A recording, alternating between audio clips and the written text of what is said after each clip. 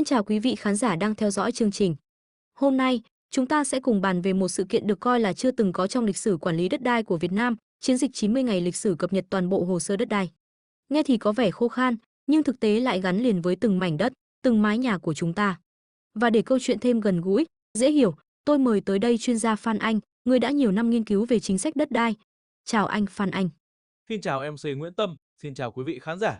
Thực sự, tôi rất háo hức vì hôm nay chúng ta có dịp nói chuyện một cách gần gũi, chứ không phải chỉ toàn điều khoản, nghị định khô khan. Đúng vậy, nghe đến quét sạch dữ liệu đất đai trong 90 ngày là thấy vừa to tát, vừa hơi khó hình dung. Trước khi đi sâu, anh có thể nói để bà con dễ hiểu tại sao lại có chiến dịch này.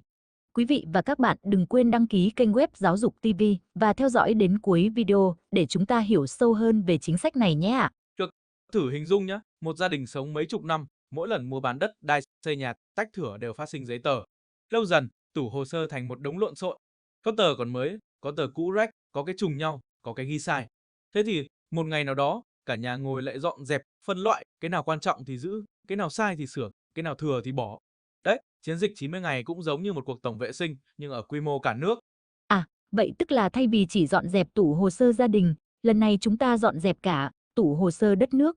Chính xác, hiện nay, cả nước có hơn 50 triệu thửa đất. Mỗi thửa gắn với ít nhất một hộ dân, nghĩa là hàng chục triệu gia đình. Nhưng dữ liệu đất đai vẫn rải rác, chưa đồng bộ, có nơi còn giữ giấy viết tay từ cách đây vài chục năm. Nếu không làm gọn, thì mỗi lần bà con đi làm thủ tục sang tên, tách thửa, thế chấp ngân hàng sẽ mất thời gian, thậm chí phát sinh tranh chấp. Nghe đến đây, tôi nhớ chuyện một bác bạn tôi ở miền Tây. Ba có mảnh đất lúa để lại cho con. Đến lúc làm thủ tục thì phát hiện giấy tờ thất lạc, mà trên sổ địa chính xã lại ghi thiếu diện tích. Phải đi tới lui từ xã lên huyện mấy tháng trời, khổ sở lắm. Đúng rồi, đó là tình huống rất phổ biến. Hồ sơ sai, thiếu hoặc là trùng lặp là chuyện không hiếm. Mỗi lần như vậy, người dân rất mệt, còn cán bộ cũng vất vả. Vì thế, mục tiêu của 90 ngày này là rà soát lại toàn bộ dữ liệu, chỉnh sửa sai lệch và số hóa để đưa vào một hệ thống thống nhất. Vậy là nếu làm thành công, chỉ cần vài cú nhấp chuột là có thể kiểm tra thông tin đất đai, chứ không phải lật tung cả chồng giấy tờ. Đúng không? Và lợi ích không chỉ dừng ở đó. Khi dữ liệu rõ ràng, minh bạch thì các giao dịch sẽ nhanh, gọn, ít rủi ro hơn. Người dân có thể yên tâm rằng quyền lợi của mình được bảo vệ. Nghe có vẻ như đây là tin vui lớn cho bà con. Nhưng tôi đoán để làm được thì khối lượng công việc phải khổng lồ. Chúng ta cứ thử tưởng tượng, dọn một cái tủ gia đình đã mất cả tuần. Vậy còn dọn hồ sơ của cả nước thì thế nào? Hơn 50 triệu thửa đất trải dài khắp 63 tỉnh, thành. Và không chỉ là gom lại mà phải so sánh, đối chiếu, chỉnh sửa. Đúng là một chiến dịch đại dọn dẹp chưa từng có. Tôi hình dung giống như ngày Tết, cả nhà dọn nhà cửa, quét mạng nhện, lau bàn thờ, lúc làm thì mệt, nhưng xong thì ai cũng thấy nhẹ nhõm. Ví von hay đấy. Chính xác, 90 ngày này cũng vậy. Làm xong, cả hệ thống dữ liệu đất đai sẽ gọn gàng, sạch sẽ, ai cần tra cứu cũng thuận tiện. Vậy ai là người thực hiện chiến dịch? Chỉ có cán bộ địa chính hay cần cả người dân cùng tham gia? Cả hai thì nhà nước sẽ huy động cán bộ địa chính ở 2.300 xã, phường, thị trấn, đồng thời ứng dụng công nghệ số. Nhưng quan trọng không kém là sự hợp tác từ người dân, cung cấp giấy tờ, xác nhận thông tin, phản hồi khi có sai sót. Nói cách khác, đây là một chiến dịch hai chiều, cán bộ làm nhưng dân cũng phải chung tay. Vậy tức là mỗi người dân, dù ở thành phố hay vùng quê xa xôi, đều liên quan và đều phải chuẩn bị. Đúng, và chính sự tham gia của người dân mới đảm bảo dữ liệu chuẩn xác. Thú thật, tôi bắt đầu thấy rõ ý nghĩa của chiến dịch này. Nó không chỉ là dọn hồ sơ, mà còn là tạo nền móng minh bạch cho các thế hệ sau. Con cháu chúng ta sau này đi làm giấy tờ, chắc chắn sẽ không còn cảnh chạy lên chạy xuống, gõ cửa từng phòng như bây giờ. Đó chính là tầm nhìn dài hạn. Hôm nay ta vất vả 90 ngày, nhưng đổi lại là sự tiện lợi, minh bạch trong hàng chục năm sau. Thưa chuyên gia, tôi nghĩ bà con sẽ thắc mắc tại sao lại phải làm chiến dịch lớn như thế, mà lại gói gọn trong 90 ngày. Chẳng lẽ từ trước đến nay, dữ liệu đất đai của ta rối lắm sao? Thực ra, nếu nói thẳng thì đúng là dối. Chúng ta phải nhìn nhận rằng trong nhiều năm qua, dữ liệu đất đai ở Việt Nam được quản lý theo cách rất truyền thống. Hồ sơ giấy là sổ địa chính viết tay, rồi mỗi nơi lưu một kiểu. Có nơi còn giữ từ thời bao cấp, nét chữ phai mực, giấy ố vàng. Tôi nhớ có lần đi công tác vùng cao, ghé vào ủy ban xã, thấy các anh chị cán bộ lục lọi cả một tủ to đùng mới tìm được hồ sơ đất của một hộ dân. Lúc ấy tôi mới hiểu, chuyện giấy tờ rườm rà không phải vì cán bộ chậm, mà vì hệ thống cũ quá rồi. Đúng vậy, chính vì dữ liệu không đồng bộ, không cập nhật thường xuyên nên dẫn đến nhiều hệ quả. Người dân khổ vì thủ tục kéo dài, cán bộ thì quá tải, còn nhà nước thì thiếu cơ sở để hoạch định chính sách chính xác. Thế cụ thể, Bà con sẽ gặp rắc rối gì nếu dữ liệu đất đai không được chỉnh sửa và chuẩn hóa? Tôi kể vài trường hợp nhé. Thứ nhất, khi sang tên đổi chủ, nếu hồ sơ ghi sai diện tích hoặc là thiếu thông tin thì thủ tục sẽ bị treo. Người dân phải chạy đi chạy lại nhiều lần, có khi mất cả năm. Thứ hai, khi vay ngân hàng thế chấp sổ đỏ, nếu sổ không khớp dữ liệu địa chính, ngân hàng sẽ từ chối, người dân mất cơ hội làm ăn. Thứ ba, tranh chấp đất đai. Có trường hợp hai hộ cùng giữ giấy chứng nhận nhưng số thửa lại trùng nhau. Lúc đó, ra tòa cũng khó xử vì dữ liệu gốc không rõ ràng. À, giống như chuyện bác Ba ở miền Tây mà tôi vừa kể. Nếu dữ liệu rõ ràng thì bác đã không phải chạy lên huyện xuống xã hàng tháng trời. Chính xác, và bác Ba chỉ là một trong hàng triệu trường hợp. Đó là lý do chính phủ quyết định ra tay mạnh mẽ, không kéo dài từng chút một, mà là một chiến dịch tổng lực, dồn sức trong 90 ngày để xử lý tận gốc. Tôi bắt đầu hiểu, nếu chỉ làm rải rác từng huyện, từng tỉnh thì sẽ mất nhiều năm, mà càng kéo dài thì hồ sơ càng phát sinh thêm sai sót. Đúng không? Đây là cái hay của 90 ngày, vừa có áp lực thời gian để tập trung nguồn lực, vừa tạo ra khí thế như một chiến dịch. Nghe giống như ngày xưa có chiến dịch mùa khô, chiến dịch mùa hè xanh, nay ta có chiến dịch quét sạch dữ liệu đất đai. Ví von rất thú vị. Thực ra, cái gốc của mọi chiến dịch đều là giải quyết một vấn đề tồn đọng lâu năm bằng cách dồn toàn lực trong thời gian ngắn. Vậy trong 90 ngày này, bà con sẽ thấy gì cụ thể? Có phải cán bộ sẽ đến từng nhà thu thập hồ sơ? Không hẳn, quy trình cơ bản như sau. Rà soát tại xã, phường, cán bộ địa chính kiểm tra hồ sơ lưu trữ, đối chiếu với thực địa. Người dân phối hợp khi cần, bà con được mời lên xác nhận, bổ sung giấy tờ. Chuẩn hóa dữ liệu, những hồ sơ sai lệch, trùng lặp sẽ được chỉnh sửa. Số hóa, toàn bộ dữ liệu sau khi chuẩn hóa sẽ được nhập vào hệ thống quản lý đất đai quốc gia. Tức là bà con không cần lo lắng phải tự chạy đi khắp nơi, mà chủ yếu là hợp tác khi được yêu cầu. Đúng vậy, bà con chỉ cần chuẩn bị sẵn giấy tờ liên quan, giữ liên lạc với cán bộ xã để khi có thông báo thì đến bổ sung. Nghe có vẻ nhẹ nhàng hơn, tôi sợ bà con nghe chữ 90 ngày lại lo là mình phải chạy vắt chân lên cổ. Không, mục tiêu là giảm gánh nặng cho người dân đấy, chứ không phải tạo thêm.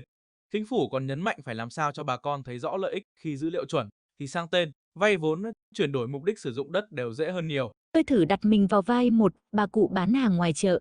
Bà có miếng đất ở ngoại ô để dành cho con cháu. Nếu chiến dịch này thành công thì khi bà sang tên cho con, mọi thủ tục sẽ nhanh gọn, không phải đi lại vất vả. Đúng thế, và không chỉ một bà cụ mà hàng triệu hộ dân sẽ được hưởng lợi. Đây là điểm khiến tôi tin rằng chiến dịch này có ý nghĩa lịch sử. Vậy nói một cách dễ hiểu, gốc rễ của chiến dịch là dữ liệu đất đai rối rắm, lỗi thời, gây khó cho cả dân lẫn cán bộ. Giải pháp là dọn dẹp trong 90 ngày, sau đó số hóa, đưa lên hệ thống chung. Rất chính xác. Thế thì tôi nghĩ bà con đang nghe cũng sẽ muốn biết sau khi dữ liệu được số hóa, chúng ta có thực sự yên tâm là sẽ không còn cảnh tranh chấp, nhầm lẫn nữa không? Đó sẽ là câu chuyện thú vị để ta bàn trong phần tiếp theo.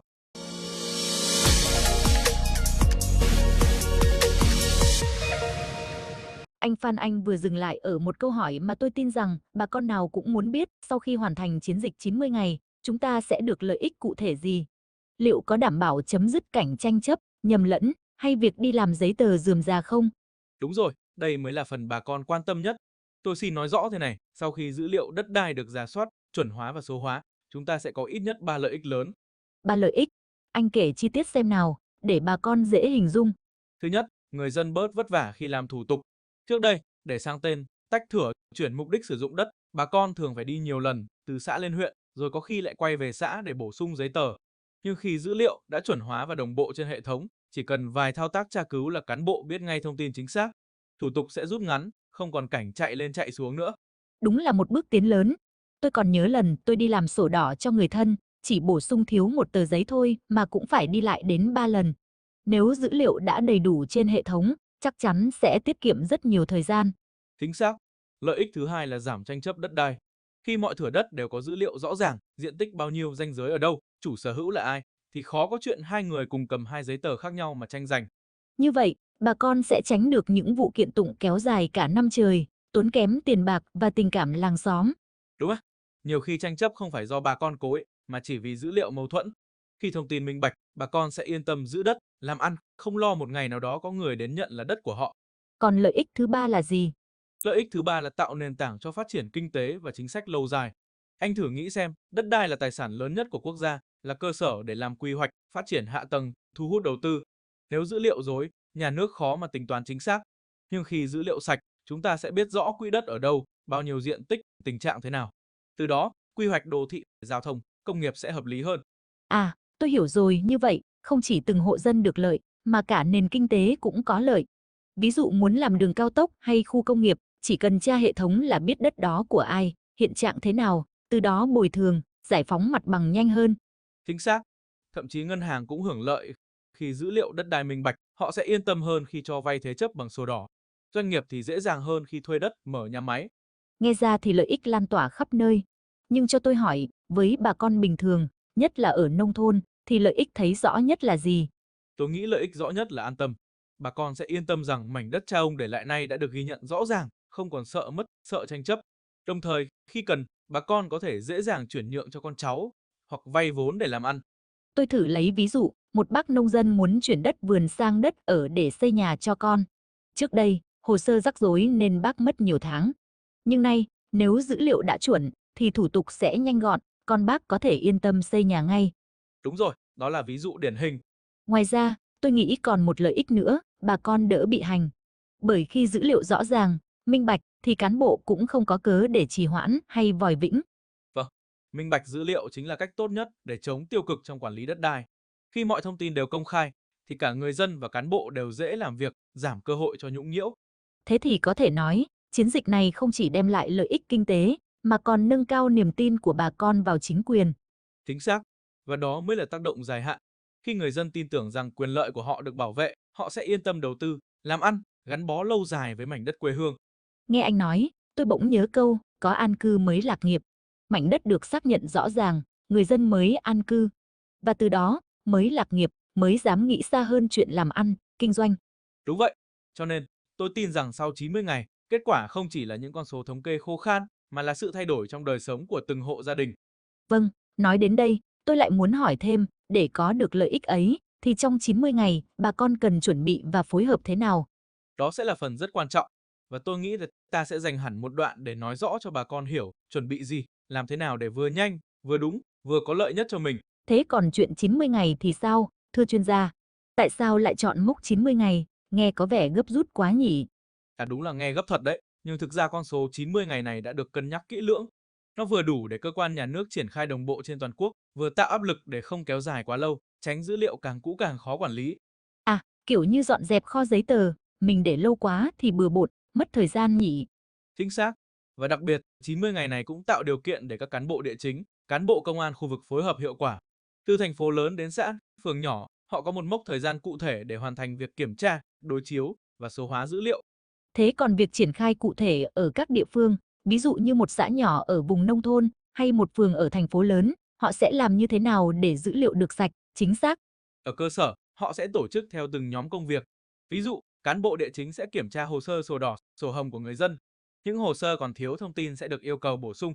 Đồng thời, sẽ có lực lượng kiểm tra chéo để đảm bảo thông tin chính xác, tránh trùng lặp.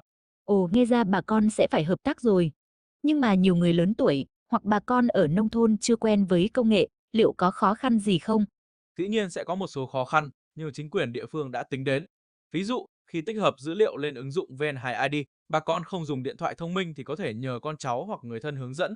Ngoài ra, cán bộ cơ sở sẽ trực tiếp hỗ trợ để thu thập thông tin, chụp bản sao giấy tờ và giải thích quy trình. À, ví dụ như nhà bác Lâm ở huyện kia, ông muốn bán mảnh đất nhỏ nhưng sổ đỏ cũ rồi, thông tin chưa cập nhật. Thì liệu trong chiến dịch 90 ngày này có giúp gì không, thưa chuyên gia? Chắc chắn rồi. Trong chiến dịch, hồ sơ của bác Lâm sẽ được kiểm tra lại bổ sung nếu thiếu thông tin. Khi dữ liệu được số hóa và đối chiếu với cơ sở dữ liệu dân cư, mọi thông tin về chủ sở hữu sẽ được xác thực. Sau khi hoàn tất, bác Lâm sẽ dễ dàng hơn trong việc chuyển nhượng mà không phải lo lắng về giấy tờ trùng lặp hay sai lệch. À, thế là về lâu dài các giao dịch sẽ nhanh hơn, gọn hơn, đúng không? Đúng vậy. Thậm chí sau này một số thủ tục có thể thực hiện trực tuyến, giảm tối đa việc đi lại và chờ đợi. Cũng như ví dụ gia đình chị Mai ở thành phố, trước đây phải mang cả tập giấy tờ đi phòng công chứng, giờ nếu thông tin đã được số hóa đầy đủ, chị Mai có thể làm thủ tục online. Nghe tiện lợi quá. Nhưng mà liệu trong quá trình đối chiếu, nếu có trường hợp thông tin chưa khớp, ví dụ số căn cước cũ, địa chỉ đã thay đổi, thì bà con có phải đi lại nhiều lần không? Thực tế sẽ có vài trường hợp vênh thông tin, nhưng cơ quan chức năng đã chuẩn bị phương án.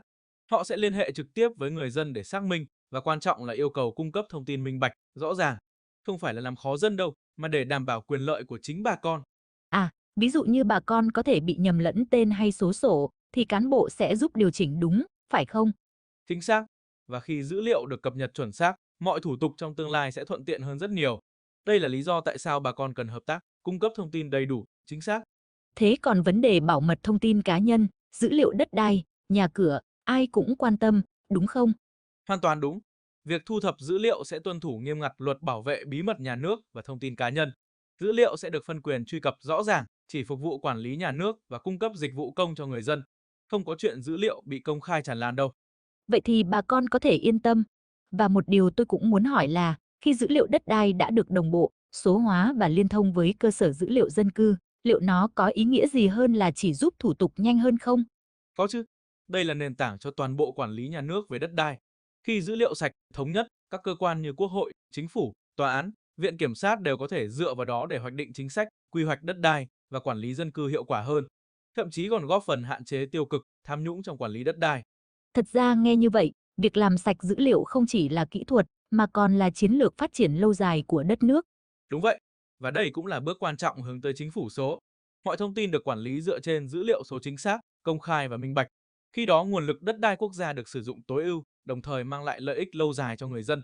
Vậy tóm lại, chiến dịch 90 ngày này sẽ có 3 điểm chính mà bà con cần nhớ. Thứ nhất, nó là đợt tổng kiểm tra và cập nhật thông tin cho gần 50 triệu thửa đất trên toàn quốc.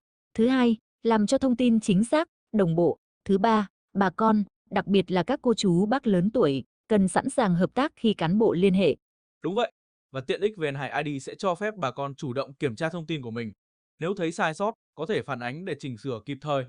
Trước khi kết thúc, tôi muốn đặt một câu hỏi mở cho bà con suy ngẫm. Khi mọi thông tin về quyền sở hữu đất đai đã được số hóa, xác thực đầy đủ, liệu cách chúng ta làm thủ tục mua bán, chuyển nhượng, thừa kế có thay đổi căn bản không? Có khi nào chúng ta không cần đến những bộ hồ sơ giấy tờ dày cộp như hiện nay nữa không? Đây là viễn cảnh rất đáng hướng tới. Khi dữ liệu đã chuẩn hóa, giao dịch sẽ nhanh chóng, tiện lợi hơn, ít giấy tờ hơn và có thể thực hiện trực tuyến. Đây là bước tiến quan trọng cho xã hội số và quản lý đất đai minh bạch. Một viễn cảnh thật thú vị. Xin cảm ơn chuyên gia đã chia sẻ những thông tin rất hữu ích và dễ hiểu. Tôi cũng cảm ơn MC Nguyễn Tâm và quý vị thính giả đã quan tâm theo dõi. Và quý vị thính giả, nếu thấy nội dung này bổ ích, đừng quên nhấn thích, chia sẻ và đăng ký kênh web Giáo dục TV để không bỏ lỡ những cập nhật quan trọng tiếp theo nhé. Xin kính chào và hẹn gặp lại.